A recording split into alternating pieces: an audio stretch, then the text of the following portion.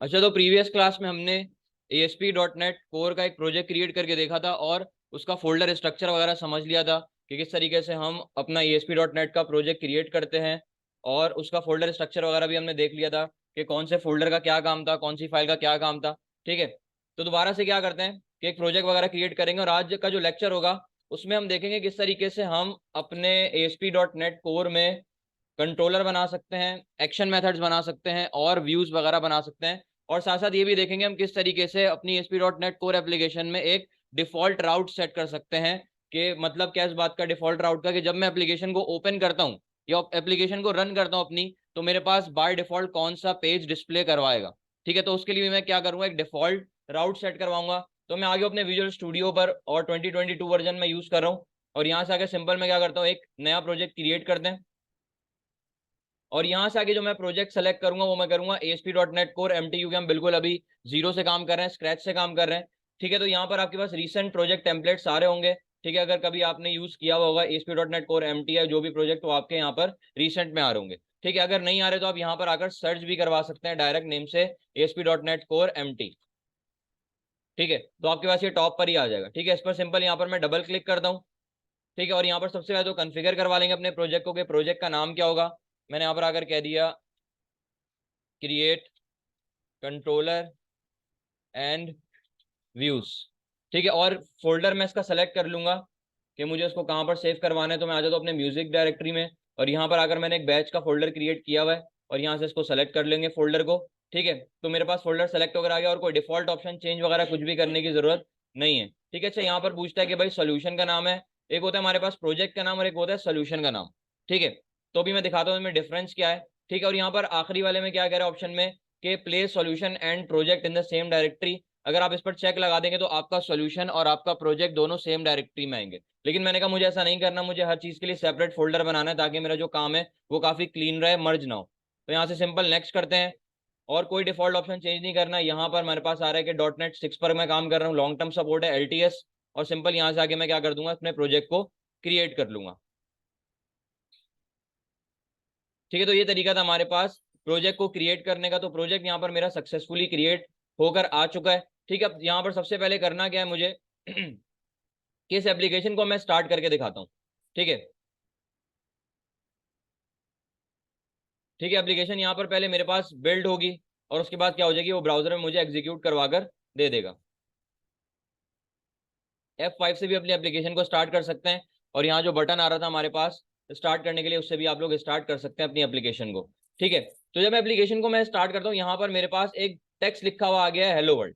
ठीक है, last class में हमने इस पर बात की थी कि एक्चुअल में हेलो वर्ल्ड आया कहाँ से है। तो ये बेसिकली आया हमारे पास program.cs की एक क्लास होती है, एक फाइल होती है, वहां से आता है। ठीक है, अगर आप .NET अब क्योंकि हम काम जो कर रहे हैं वो .NET कोर 6 पर काम कर रहे हैं। ठीक है, अगर आप लोग इससे प्रीवियस वर्जन पे काम कर रहे होंगे तो आपको यहाँ पर program.cs नहीं बल्कि startup.cs की फाइल मिलेगी।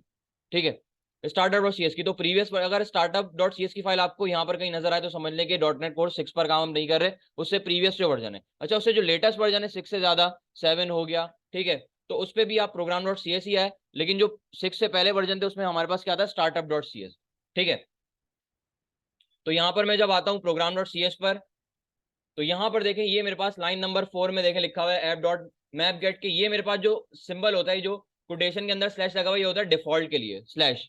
तो यहाँ पर क्या रहा है, डिफॉल्ट पर क्या डिस्प्ले करवा देना, एक हेलो वर्ल्ड डिस्प्ले करवा देना। तो एक्चुअल में जो हेलो वर्ल्ड आ रहा है वो यहाँ से डिस्प्ले करवा रहा है वो पेज पर। ठीक है, अगर यहाँ से मैं फॉर एग्जाम्पल कोई भी टेक्स्ट चेंज करके कुछ और लिख दूंगा तो वही वाला टेक्स्ट मुझे वहां पर एज इट इज डिस्प्ले करवा कर दे देगा।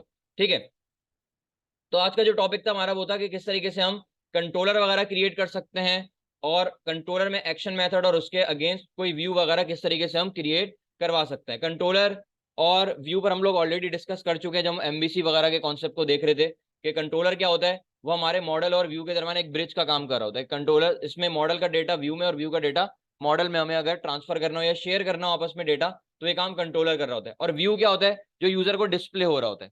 ठीक है, व्यू कुछ भी है, सिर्फ एक यूजर इंटरफेस है। जो स्क्रीन आप यूजर को डिस्प्ले करवाना चाह रहे हैं वो आपके व्यू में होगा। मतलब जो भी काम आप डिस्प्ले करवाना चाह रहे हैं यूजर को, वो तमाम काम आप अपना व्यू के अंदर करते हैं। ठीक है, अब आते हैं जरा, सबसे पहले तो मुझे क्या करना है, अपने इस प्रोजेक्ट में एक कंट्रोलर क्रिएट करना है। ठीक है, अच्छा, अच्छी प्रैक्टिस ये है कि आप क्या करें, कंट्रोलर के लिए अलग फोल्डर बना लें, मॉडल्स के लिए अलग फोल्डर बना लें और व्यूज के लिए अलग फोल्डर। ठीक है, अच्छी प्रैक्टिस ये है। ठीक है, ताकि आपका काम मर्ज ना हो। ठीक है, तो यहाँ पर सबसे पहले मुझे क्या करना है, अच्छा मैंने स्टार्ट जब प्रोजेक्ट क्रिएट करा तो मैंने आपको एक चीज बताई थी कि एक होता है सोल्यूशन और एक होता है प्रोजेक्ट। ठीक है, तो अगर मैं इसका फोल्डर ओपन करके दिखाऊं जो मैंने प्रोजेक्ट अभी क्रिएट किया है, तो यहाँ पर देखें, ये मेरे पास एक्चुअल जो प्रोजेक्ट है उसका फोल्डर है। उसको जब मैं ओपन करता हूँ तो यहाँ देखें दो चीजें आ रही हैं। ठीक है, एक आ रहा है मेरे पास ये controller create controller and views dot SLN, SLN मतलब सॉल्यूशन, और दूसरा मेरे पास आ रहा है प्रोजेक्ट का नाम। तो वही कह रहा था कि क्या आपने अपने प्रोजेक्ट का नाम और सॉल्यूशन का नाम सेम रखना है या उसको।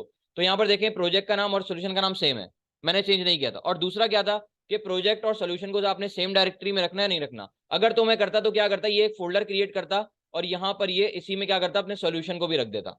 ठीक है, लेकिन मैंने कहा मुझे नहीं रखना, मुझे अलग अलग काम करना है। तो यहाँ पर देखें एक फोल्डर है और उसके अंदर दो अलग अलग है। ठीक है, एक सॉल्यूशन अलग है सेपरेट है और एक फोल्डर उसका अलग है हमारे प्रोजेक्ट का। तो ये बेसिकली ये वाला अगर मैं चेक लगाता तो दोनों मेरे पास एक ही फाइल उसमें काम होकर आ जाता। ठीक है, दोनों एक ही जगह आते। ठीक है, तो सबसे पहले करना क्या है कि मुझे क्या करना है, इस प्रोजेक्ट के फोल्डर में, अब देखें यहाँ पर भी दो चीजें आ रही हैं, एक सॉल्यूशन आ रहा है और दूसरा आ रहा है प्रोजेक्ट।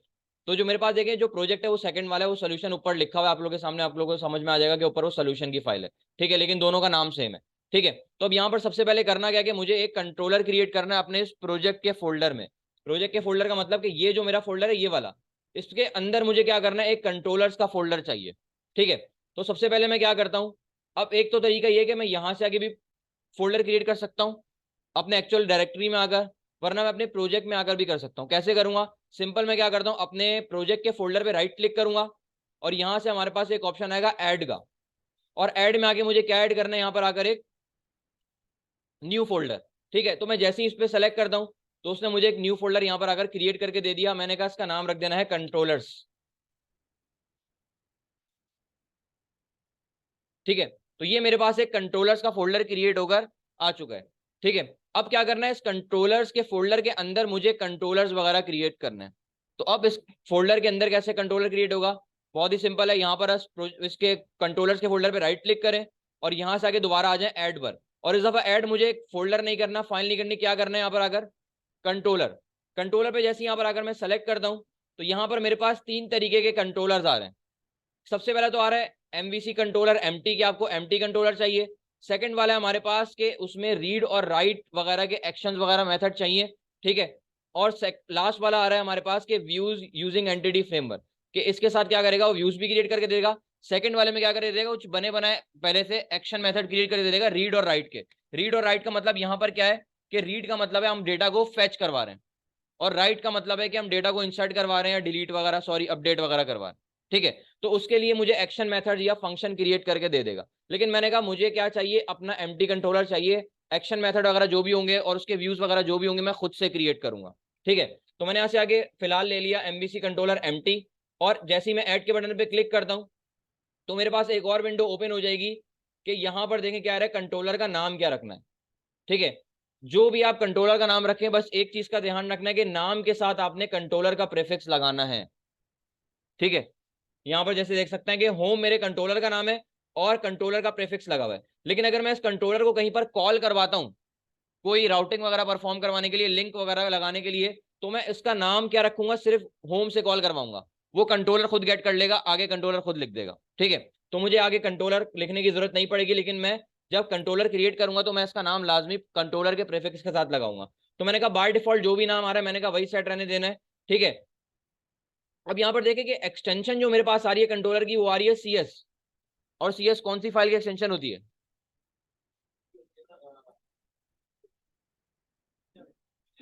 ठीक है, यहां पर देखिए मेरे पास एक प्रोग्राम डॉट CS है। तो मतलब क्या होता है कि हमारे पास जो क्लास वगैरह बनाते हैं उसकी जो एक्सटेंशन क्या होती है, CS होती है। ठीक है, तो इसका मतलब ये हो कि कंट्रोलर कुछ नहीं है, सिर्फ एक क्लास है। ठीक है, जो हम क्रिएट करते हैं। ठीक है, तो मैं जैसे यहाँ पर आकर इसको ऐड करवाता हूं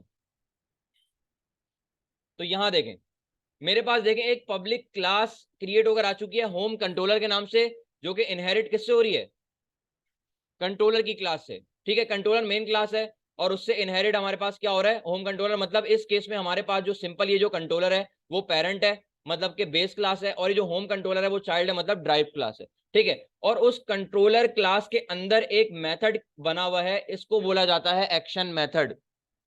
ठीक है, ये जो आप लोग देख रहे हैं कि पब्लिक आई एक्शन रिजल्ट और ये इंडेक्स है मेरे मेथड का नाम।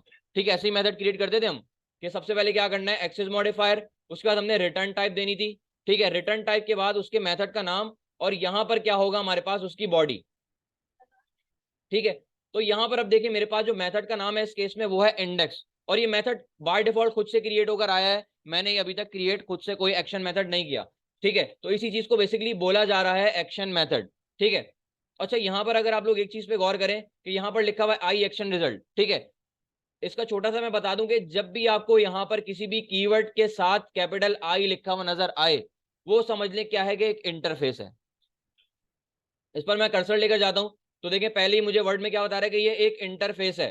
ठीक है, जो कि कहां से आ रहा है, microsoft.asp.netcore.mbc.iActionResult से आ रहा है बेसिकली। ठीक है, वो पूरा उसको बता रहा है कि राउट बता रहा है। ठीक है, कि एक्चुअल में कहां से आ रहा है आई एक्शन रिजल्ट, वो पूरा मुझे बता रहा है कि microsoft.asp.netcore.mbc से आ रहा है। ठीक है, जो कि आप ऊपर यहाँ पर देख सकते हैं, उसका एक नेम स्पेस ऊपर ऐड हुआ है। ठीक है, राउट उसका एक पाथ उसका एक ऐड करवा के दिया हुआ उसने। ठीक है, ठीक है, इस चीज को बेसिकली बोला जाता है नेम स्पेस। इस पर आगे डिस्कस करेंगे कि क्या होता है नेम स्पेसेस वगैरह या पैकेजेस वगैरह। ठीक है, तो अब यहाँ पर मैंने एक कंट्रोलर क्रिएट कर लिया है और साथ साथ यहाँ पर एक बना बनाया यहाँ पर मेरे पास एक एक्शन मेथड आ गया था। अब देखें एक्शन मेथड का यहाँ पर देखें नाम क्या है, इंडेक्स। अब हम जब सी शार्प में मेथड का एक कॉन्सेप्ट देख रहे थे तो मैंने आपको बताया था कि मेथड वगैरह क्या काम होता है कि कोई ना कोई टास्क को परफॉर्म करता है। ठीक है, अब इसका मेथड का क्या टास्क है कि मुझे वो एक रिटर्न करवा कर देगा व्यू, मतलब कि मुझे एक व्यू प्रोवाइड करेगा। मतलब क्या इस बात का कि जैसे ये वाला इंडेक्स वाला एक्शन मेथड कॉल होगा ना, वो मुझे एक व्यू को कॉल करवा कर देगा। ठीक है, अगर बहुत ही आसान अल्फाज में समझाऊं कि जैसे ही मैं इस इंडेक्स के एक्शन मेथड को कॉल करवाता हूं तो इसका क्या टास्क है कि मुझे एक व्यू को वो कॉल करवा कर देगा, मुझे एक रिटर्न करवा कर देगा व्यू। ठीक है, लेकिन अभी तक तो मैंने यहाँ पर कोई व्यू बनाया हुआ ही नहीं है। ठीक है, तो मैंने देखे इस एक्शन मेथड के अगेंस्ट कोई व्यू अभी तक नहीं क्रिएट किया हुआ। मैंने अभी तक अपने प्रोग्राम को ये नहीं बताया कि ये जो इंडेक्स का एक्शन मेथड है वो कौन सा व्यू मुझे कॉल करवा कर देगा, क्योंकि अभी तक मैंने व्यू क्रिएट नहीं किया हुआ। तो मैंने कहा भाई इसी एक्शन मेथड के अगेंस्ट मुझे एक व्यू बनाना है, तो मैं क्या करूंगा, यहां पर कहीं पर भी राइट क्लिक कर दें अपने एक्शन मेथड पे और यहां से आके क्या कर दें, ऐड व्यू। ठीक, अगर फॉर एग्जाम्पल मैं गो टू व्यू पे जाता हूं तो कह रहा है कि भाई unable to find a matching view, क्योंकि अभी तक मैंने अपने प्रोग्राम में अपनी एप्लीकेशन में कोई भी व्यू अभी तक क्रिएट नहीं किया हुआ। तो मैं क्या करूंगा, सिंपल मैंने इस पर राइट क्लिक किया और यहां से आगे ऐड व्यू पे जाता हूँ। ये शॉर्ट तरीका है व्यू को क्रिएट करने का किसी भी एक्शन मेथड के अकॉर्डिंग। तो यहां पर जैसे ही मैं ऐड व्यू पर जाता हूँ तो यहाँ पर दो तरीके के व्यू आ रहे हैं कि भाई एक रेजर व्यू एम्प्टी है और एक रेजर व्यू सिंपल है। मैंने कहा मुझे रेजर व्यू क्रिएट करना है लेकिन एम्प्टी वाला। ठीक है, और यहां पर आकर मैंने ऐड के बटन पे क्लिक कर दिया। ठीक है, अब जैसे ही मेरे पास देखें कंट्रोलर के लिए नाम मुझे डिसाइड करना था, बिल्कुल यहाँ पर भी। अब यहाँ पर देखें बहुत इंपॉर्टेंट चीज है, आपने इस चीज का ध्यान रखना है कि जिस भी एक्शन मेथड के लिए आप व्यू क्रिएट करने जा रहे हैं तो उस एक्शन मेथड का नाम और आपके व्यू का नाम सेम होना चाहिए। अगर फॉर एग्जाम्पल मैं यहां पर आता हूं तो देखिए मेरे एक्शन मेथड का नाम है अभी इंडेक्स, और फॉर एग्जाम्पल मैं इसका नाम रख देता हूं कुछ और, तो इसको वो यहां पर देख नहीं पाएगा, यहां पर उसको कनेक्ट नहीं कर पाएगा उसमें। ठीक है, रीड नहीं कर पाएगा कि एक्चुअल में जो व्यू है वो कौन से एक्शन मेथड का व्यू है। तो जिस भी एक्शन मेथड के लिए आप व्यू क्रिएट कर रहे हैं तो उसका क्या बनाना है, उस व्यू का नाम और उस एक्शन मेथड का नाम आपने सेम रखना है। ठीक है, इंडेक्स अभी देखिए बाय डिफॉल्ट इंडेक्स ही आ रहा है। अच्छा, इसका मतलब यहाँ पर ये नहीं है कि जिस भी एक्शन मेथड पे राइट क्लिक करके गो और ऐड व्यू करूंगा तो बाय डिफॉल्ट वो खुद नाम गेट कर लेगा, नहीं ऐसा नहीं होता, मुझे नाम खुद से देना पड़ता है। ठीक है, जब वो मैं दूसरे एक्शन मेथड का व्यू क्रिएट करूंगा तो आप लोगों को पता चल जाएगा। जैसे ही मैं यहाँ पर आकर ऐड के बटन पे क्लिक करता हूँ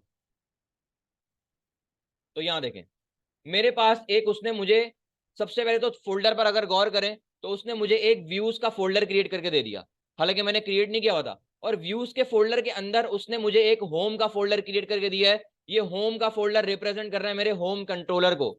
ठीक है, और होम के फोल्डर के अंदर एक व्यू क्रिएट हुआ है index.cshtml के नाम से। अब उसने ये होम का फोल्डर क्यों क्रिएट किया, ठीक है, ताकि उसको कैटेगराइज करने में आसानी हो, हमें समझने में आसानी हो कि एक्चुअल में जो मेरे पास जितने भी कंट्रोलर के व्यूज होंगे वो अलग अलग अपने अपने फोल्डर में जाएंगे।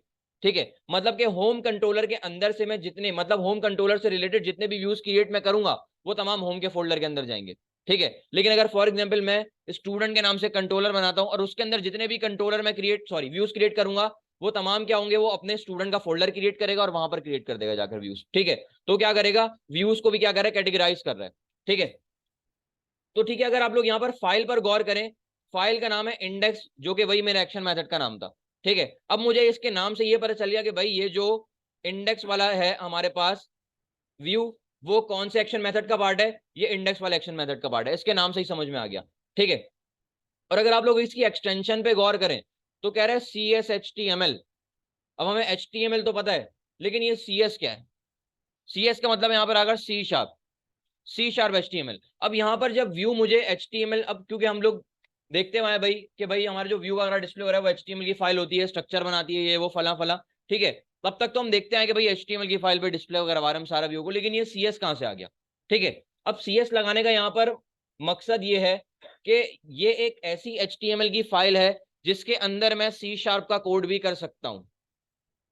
ठीक है, अब फॉर एग्जांपल मुझे अगर अपने HTML की फाइल में लूप वगैरह रन करना हो, वेरिएबल कॉल करवाना हो, कोई कंडीशन मुझे लगानी हो, या इसके अलावा कोई और भी काम मुझे परफॉर्म करना हो अपने C# के अकॉर्डिंग, या कोई लॉजिक लगानी हो, तो मेरे पास यहाँ पर C# HTML की फाइल क्रिएट होकर आती है व्यू की, ताकि मैं, ये एक ऐसी HTML की फाइल है जिसके अंदर मैं C# का कोड भी कर सकता हूँ। लेकिन डायरेक्टली मैं नहीं कर सकता, अगर कि मैंने बॉडी ये यहाँ पर फॉर एग्जांपल हेडिंग का टैग लगाया, डायरेक्टली मैंने आकर अपने कोई वेरिएबल कॉल करा दे, नहीं, उसका भी एक सेंटेक्स है जिसको रेजर सेंटेक्स बोला जाता है। इस पर आगे डिस्कस करेंगे क्या होता है इसका मतलब। ठीक है, तो फिलहाल ये जितना भी मेरे पास कोड आ रहा है ना, अच्छा ये मेरे पास कमेंट हुआ है, इसमें कोई डरने वाली बात नहीं है कि @ ये बेसिकली ये स्टेरिक्स वगैरह क्या, ये कमेंट वगैरह करने के लिए इस्तेमाल किया जाता है यहाँ पर। ठीक है, और यहाँ जो नीचे आप लोग देख रहे हैं @ और करली ब्रैकेट, इसको बोला जाता है रेजर सेंटेक्स। मतलब अगर फॉर एग्जांपल मुझे HTML के दौरान अपना C# का काम करना है, तो मैं क्या करूंगा, @ और करली ब्रैकेट लगाकर ये सारा काम यहाँ पर अपना C# का करूंगा। जिस तरह से याद करें, हम डायरेक्ट कभी भी PHP का काम HTML में डायरेक्ट नहीं करते थे। मैं क्या करता था, मैं अपने PHP के सेंटेक्स को ओपन क्लोज करता था, कि टैग ओपन करता था, क्वेश्चन मार्क, फिर PHP, फिर क्वेश्चन मार्क, और फिर टैग को क्लोज करता था।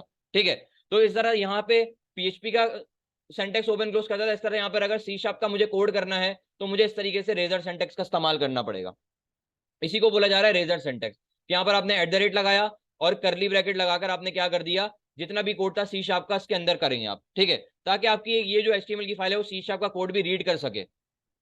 ठीक है, तो सबसे पहले मैं यहाँ पर आकर क्या करता हूँ, मैंने इस व्यू के आकर क्या कर दिया, एक हेडिंग लगा दी। वही HTML है, कोई चेंज नहीं है, कोई टैग चेंज नहीं है, स्ट्रक्चर चेंज नहीं है, सब कुछ वही HTML है। ठीक है, कुछ भी चेंज नहीं है इसमें। ठीक है, तो अब यहाँ पर आकर मैंने क्या कर दिया, मैंने एक हेडिंग का टैग ओपन क्लोज कर दिया, और यहाँ पर मैंने कर दिया फॉर एग्जाम्पल, मैंने कर दिया यहाँ पर फर्स्ट ASP.NET कोर क्लास। ठीक है, यहां पर मैंने क्या कर दिया, एक हेडिंग लगा दी। अच्छा, मुझे स्ट्रक्चर बनाने की जरूरत नहीं है।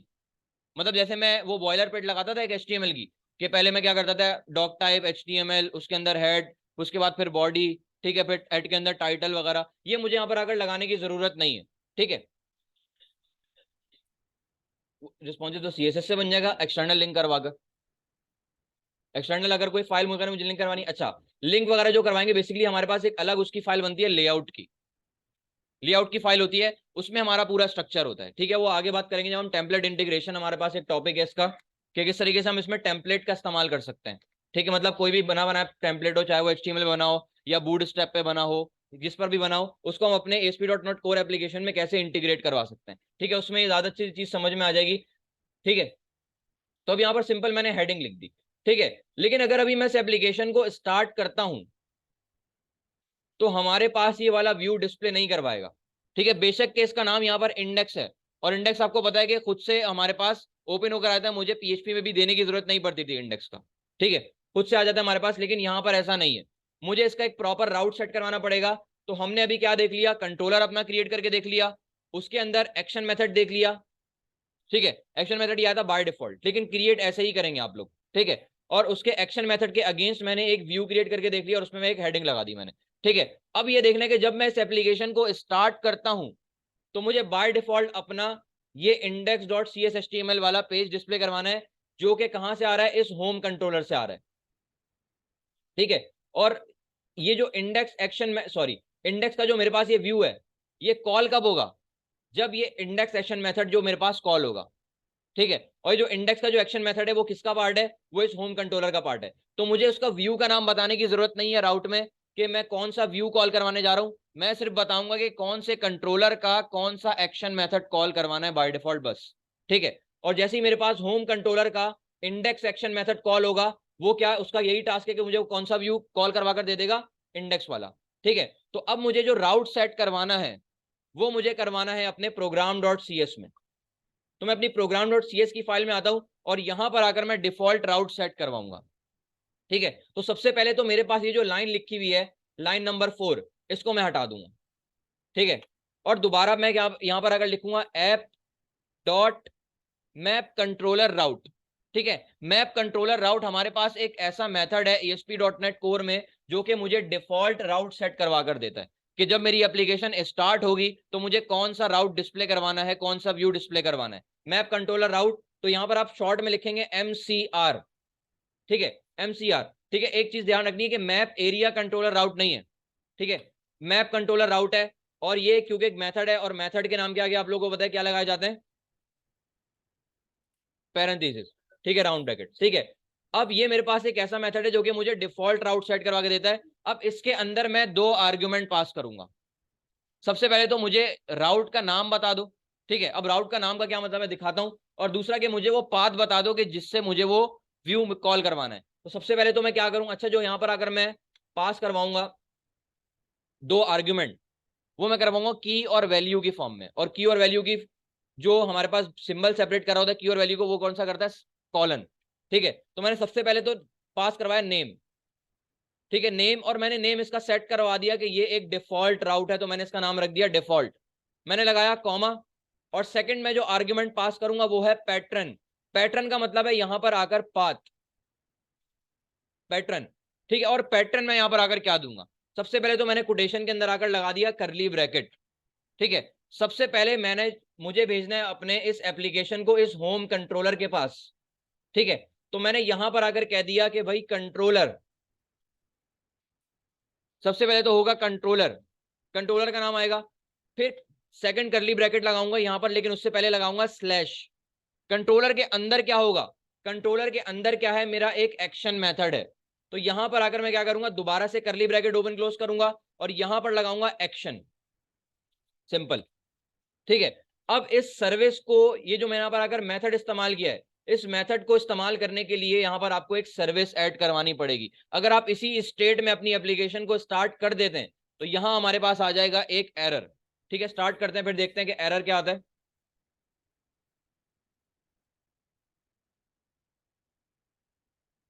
ठीक है। यहां पर क्या कह रहे हैं, unable to find the required service. क्या कह रहा है कि भाई इस मेथड को जो आपने इंप्लीमेंट किया है उससे रिलेटेड जो मुझे एक सर्विस ऐड करवानी थी वो आपने नहीं करवाई है, ठीक है। तो बेसिकली सर्विस मुझे ऐड क्या करवानी है, मैं क्या करूंगा, यहां पर आकर लिखूंगा बिल्डर, बिल्डर को इस्तेमाल करके सर्विस ऐड कर रहा हूं। ये वही बिल्डर है जो दो बार ऊपर कॉल हुआ है, builder dot services dot add MVC, ठीक है। ये सर्विस मुझे बस क्या करनी है, ऐड करवानी है। इस मेथड को इस्तेमाल करने के लिए मुझे बस ये सर्विस ऐड करवानी है, ठीक है। अब अगर मैं एप्लीकेशन को स्टार्ट करता हूं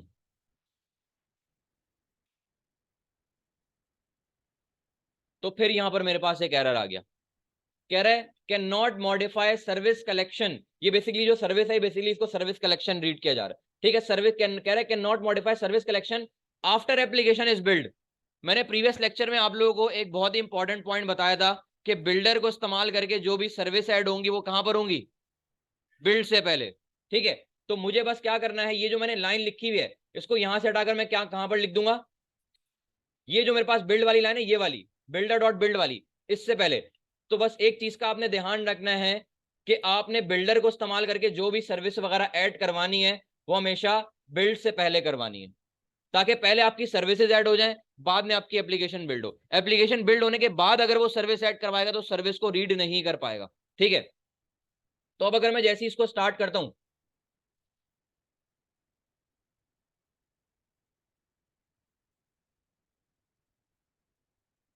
तो यहां मेरे पास आ गया है क्या, मेरे भाई नॉट फाउंड आ रहा है। मतलब कि भाई इसको देखे कह रहा है HTTP 404 एरर कब आता है, जब उसको पेज वगैरह नहीं मिल रहा होता, ठीक है। लेकिन यहां पर देखे मेरे पास राउट अभी कुछ भी नहीं आ रहा। हालांकि मैंने क्या बताया था कि पहले आएगा मेरे कंट्रोलर का नाम और कंट्रोलर के बाद हमारे एक्शन मेथड का नाम। तो मैं क्या करूंगा, अपने राउट में आऊंगा और सबसे पहले अपने कंट्रोलर का नाम दूंगा। कंट्रोलर का नाम क्या रखा था मैंने, होम। तो यहां पर आकर मैं होम कंट्रोलर पूरा नहीं लिखूंगा, मैंने क्या बताया था कि सिर्फ मैं क्या लिखूंगा, सिर्फ अपने कंट्रोलर का नाम दूंगा, प्रीफिक्स लगाने की जरूरत नहीं है कॉल करवाते हुए। फिर यहां पर आ गया स्लैश, और स्लैश के बाद था एक्शन मेथड, और एक्शन मेथड का क्या नाम था, इंडेक्स। ठीक है, अब देखिए मेरे पास वही वाला राउट बन गया कि पहले कंट्रोलर का नाम, फिर स्लैश, और फिर एक्शन मेथड का नाम। जैसे यहां पर आकर मैं एंटर करता हूं, तो यहां देखें, ठीक है, जैसे ही मैंने क्या किया, अपने यूआरएल को इस वाले राउट पर मैं लेकर गया कि मैंने कहा होम कंट्रोलर के अंदर जाना, और जो इंडेक्स मैंने लिखा है ये इंडेक्स व्यू नहीं है, ठीक है, ये मेरे एक्शन मेथड का नाम है। मैंने उसको क्या बोला कि भाई होम कंट्रोलर के अंदर जाना, और एक इंडेक्स का उसके अंदर एक्शन मेथड होगा, उसको कॉल करवा देना। अगर तो इंडेक्स के नाम का कोई एक्शन मेथड होगा तो उसको कॉल करवाएगा, अदरवाइज उसको कॉल नहीं करवाएगा। फॉर एग्जाम्पल यहां पर अगर मैं कोई ऐसा एक्शन मेथड दे दूं, मैंने कहा फॉर एग्जाम्पल था मेरे एक्शन मेथड का नाम शो, मैं जैसे ही एंटर करता हूं नॉट फाउंड आ रहा है, क्योंकि शो के नाम का कोई भी मेरे पास एक्शन मेथड मौजूद नहीं है। ठीक है, तो ये मेरे पास आ गया। लेकिन अगर आप लोग एक चीज पर गौर करें कि मुझे अभी भी खुद क्या करना पड़ रहा है, राउट खुद जाकर लिखना पड़ रहा है उसका, ठीक है, पाथ खुद बताना पड़ रहा है। मैं ये चाह रहा हूं कि जब एप्लीकेशन को स्टार्ट करता हूं तो होम का कंट्रोलर और उसके अंदर जो इंडेक्स एक्शन मेथड है बाय डिफॉल्ट वही वाला कॉल होकर आए। ठीक है, तो यहां पर आकर मैंने सिर्फ बताया हुआ कि कंट्रोलर है, और कंट्रोलर का नाम ये बेसिकली ये जो मैंने लिखा है ना कंट्रोलर और एक्शन मेथड, ये मेरे पास कहलाता है यूआरएल के सेगमेंट, सेगमेंट कहलाते हैं। अभी कितने सेगमेंट पास करवाए मैं, दो, एक कंट्रोलर और एक एक्शन मेथड। जरूरी नहीं कि सिर्फ दो ही हो, तीन भी हो सकते हैं। ठीक है, तो अब मैं यहां पर आकर इसको एक्चुअल में बताऊंगा कि मुझे क्या करवाना है, कंट्रोलर कौन सा कॉल करवाना है बाय डिफॉल्ट, और एक्शन मेथड कौन सा कॉल करवाना है बाय डिफॉल्ट। तो कुछ नहीं करना, सिंपल मैं यहां पर आकर लिख दूंगा कंट्रोलर इक्वल टू होम और एक्शन इक्वल टू इंडेक्स। ठीक है, अब जैसे ही मैं अपनी एप्लीकेशन को स्टार्ट करता हूं,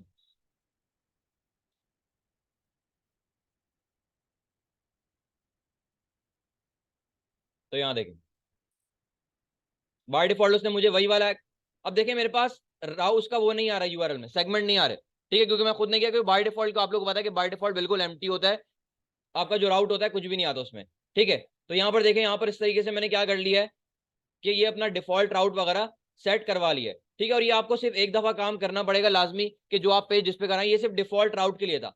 अब अगर फॉर एग्जाम्पल कोई और व्यू अगर डिस्प्ले करवाना चाह रहे हैं, तो उसके लिए आप क्या सेट करवाएंगे, नेविगेशन परफॉर्म कराएंगे कि एंकर के टैग पे क्लिक हो, तो कौन से एंकर के टैग पे क्लिक होने पर आपके पास कौन सा व्यू डिस्प्ले करवाना है, तमाम तर चीजें। ठीक है, एक और क्या करते हैं, एक्शन मेथड क्रिएट करके देख लेते हैं। तो यहां पर आकर मैं क्या करता हूं, इंडेक्स के अलावा मैंने एक और एक्शन मेथड क्रिएट किया, मैंने कहा इंडेक्स आई एक्शन रिजल्ट, और यहां पर आकर मैंने उसका नाम दे दिया, फॉर एग्जाम्पल मैंने कर दिया उसका नाम डिस्प्ले। और यहां पर अगर मैंने कहा ये भी मुझे एक, अच्छा यहां पर अगर आप लोग रिटर्न नहीं लगाते तब तक आपके पास वो एरर देता रहेगा, क्या कह रहा है, not all code pass return a value. ठीक है, तो यहां पर अगर क्या करना है, आपने एक रिटर्न करवा लेना है व्यू, या कुछ ना कुछ रिटर्न करवाना है, जरूरी नहीं कि सिर्फ व्यू हो। ठीक है, तो अब मैंने यहां पर आकर क्या कर लिया, व्यू तो बना लिया, लेकिन अभी सॉरी एक्शन मेथड तो बना ली, लेकिन अभी तक इसका व्यू मैंने नहीं क्रिएट किया। ठीक है, यहां पर भी आप लोग देख सकते हैं कि मेरे पास सिर्फ एक इंडेक्स का व्यू आ रहा है, तो मुझे इसके लिए भी व्यू क्रिएट करना है, तो मैं क्या करूंगा, राइट क्लिक किया मैंने सिंपल, और यहां से आके ऐड व्यू पे जाता हूं, और मैंने कहा वही मुझे एम्प्टी व्यू चाहिए, ऐड करवाता हूं।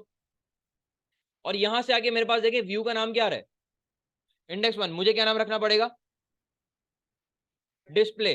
जो मेरे एक्शन मेथड का नाम है वही मेरे व्यू का नाम होना चाहिए, मेरे एक्शन मेथड का नाम है डिस्प्ले, तो इसका नाम भी डिस्प्ले, तो मैं सब कुछ हटाता हूं, और यहां पर मैंने आकर लिख दिया डिस्प्ले। ठीक है, एक्सटेंशन आप ना भी लगाएं तो वो खुद से गेट कर लेकर आ जाएगा। ऐड करवाते हैं, तो यहाँ देखिए display dot C S H T M L का व्यू बन गया, और यहाँ पर भी देख सकते हैं कि होम कंट्रोलर के जो मेरे पास एक फोल्डर था उसने बना कर दिया था, उसके अंदर आया व्यू। ठीक है, और मैंने यहाँ पर आकर लिख दिया फॉर एग्जाम्पल, मैंने कह दिया this is my display view.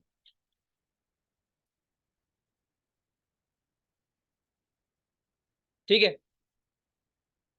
अब क्या करना है कि मैं ये चाह रहा हूँ कि बाय डिफॉल्ट मेरा डिस्प्ले वाला व्यू स्टार्ट होकर आए, तो बस मैं यहाँ पर अगर क्या कर दूंगा, प्रोग्राम डॉट सी एस में मैंने कहा कंट्रोलर तो मेरा होम कराएगा, लेकिन एक्शन मेथड इंडेक्स की जगह क्या हो जाएगा, डिस्प्ले हो जाएगा, सिंपल। ठीक है, अब स्टार्ट करते हैं एप्लीकेशन को।